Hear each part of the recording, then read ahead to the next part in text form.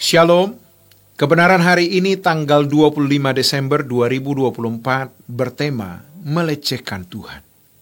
Bagaimana kita bisa punya kepastian bahwa suatu hari nanti kita didapati berkenan atau menyenangkan hati Allah? Kalau tiap hari kita mendukakan Tuhan, berarti kita mengumpulkan cawan murka Allah. Kita hidup sembarangan, seperti aman-aman saja, dan Tuhan seperti tidak terganggu. Lihat bagaimana mudahnya orang berbuat dosa, lalu merasa diri aman. Coba lihat, banyak orang tidak memiliki hati yang takut akan Allah. Apakah itu aman? Tentu saja itu bahaya. Untuk berkeadaan berkenan dan kepastian nanti kita diterima di kemah abadi, maka kita harus melihat neraca hidup kita tiap hari. Apakah kita menyenangkan Tuhan atau tidak? Paling tidak, sebelum kita tidur, kita memeriksa diri. Coba biasakan itu. Dari hal itu, nanti kita akan memperhatikan setiap jam hari kita, sampai memperhatikan per menit perilaku hidup kita. Kalau salah, kita langsung minta ampun. Kiranya Tuhan memberi hati yang tidak damai. Kiranya Tuhan memberi hati yang tidak sejahtera kalau kita berbuat dosa. Jangan berpikir aman-aman saja. Hidup ini tidak gratis. Allah menciptakan kita, memberi kita kehendak bebas, ada perhitungannya. Tapi setan membuat manusia merasa hidup ini gratis, tidak ada pertanggungan jawab. Banyak hal yang selalu dianggap penting dan darurat atau penting dan mendesak. Tetapi berkenan di hadapan Allah tidak dianggap penting dan mendesak. Penting, tapi tidak mendesak. Padahal ketika kita anggap hal itu tidak mendesak, artinya kita mengumpulkan murka Allah. Karena ini membuat hidup kita jadi ceroboh. Setan akan membuat kita tidak waspada. Mengerikan itu. Kita harus memiliki pencapaian-pencapaian setiap hari.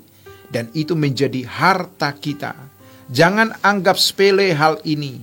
Berlututlah di ruang doa dan perkarakan. Berbicaralah kepadaku, Tuhan, karena kita tidak tahu garis akhir hidup kita di mana dan kapan. Sebab kalau sudah di garis akhir, kita tidak akan bisa punya waktu memperbaiki diri lagi. Kalau sampai orang bisa hidup senang tanpa menyenangkan Tuhan, berarti dia melecehkan Tuhan. Padahal tidak mungkin orang memiliki kesenangan, sukacita, damai sejahtera tanpa Tuhan. Sebaliknya, tanpa apapun kita bisa senang, asalkan kita memiliki Tuhan dalam hidup. Kalau kita bisa menyenangkan Tuhan, maka kita bisa merasakan damai sejahtera. Karena Allah tidak mungkin memberi damai sejahteranya kepada pemberontak. Mutiara bukan untuk babi, dan barang kudusnya bukan untuk anjing. Kita sering tertipu dengan kesenangan-kesenangan sementara karena memiliki harta, pujian dan lain sebagainya.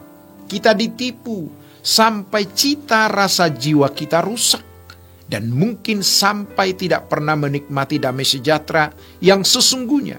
Karena semua itu semu, bukan kebahagiaan sejati. Bagaimana bisa menyenangkan Tuhan? Ada 3 hal. Dan ini sangat berat. Tapi kalau kita lakukan, luar biasa. Pertama, hidup suci. Jangan berbuat dosa. Kedua, jangan punya kesenangan yang kita berhalakan. Kita bisa punya harta, tapi tidak mencintainya. Kita bisa menikmati sesuatu, tapi tidak memberhalakannya. Jadikanlah Tuhan sebagai kesenangan hidup satu-satunya. Ketiga, motivasi hidup. Apa alasan kita hidup? Jangan takut berjanji untuk hidup suci. Jangan takut untuk berjanji menjadikan Tuhan kebahagiaan satu-satunya. Jangan takut memiliki komitmen bahwa tujuan hidup kita hanya Tuhan. Seperti ketika kita berjanji di depan pendeta waktu menikah, tidak pernah terpikir mau selingkuh atau berkhianat. Kenapa untuk Tuhan kita tidak berani? Ketika kita belajar untuk menyenangkan hati Tuhan, berusaha untuk berkenan, maka kita akan melihat banyaknya cacat kita. Tapi setiap kali Tuhan membukakan pengertian kita terhadap cacat kita, kita minta ampun. Kita mengakui dosa kita. Sehingga kita dapat merasakan kasih karunia anugerah itu setiap hari. Kita harus membunuh karakter dosa kita setiap hari secara bertahap. Setiap kesalahan dan dosa diakui, diratapi, dan kita menghayati pengampunan itu. Jadi, kita bisa melihat orang-orang yang begitu mengasihi Tuhan dengan tulus karena dia berjuang untuk hidup suci. Dia mengakui dosa, dia meratapinya setiap hari. Dia bisa mengasihi Tuhan.